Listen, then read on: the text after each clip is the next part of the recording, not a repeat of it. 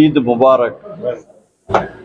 ಈದ್ ಹಬ್ಬದ ಈದ್ ಮುಬಾರಕ್ ಅನ್ನು ಹೇಳಲಿಕ್ಕೆ ಬಯಸ್ತಾ ಇದ್ದೀನಿ.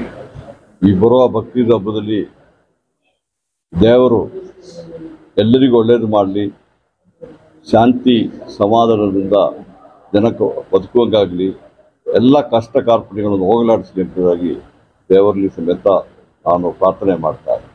ಎಲ್ಲರೂ ಈ ಒಂದು ಬಕ್ರೀದ್ ಹಬ್ಬವನ್ನು ತುಂಬ ಸಂಭ್ರಮಣೆಯಿಂದ ಆಚರಿಸಿ ಎಂಬುದಾಗಿ ಎಲ್ಲರಿಗೂ ಹೇಳ್ತಾರೆ.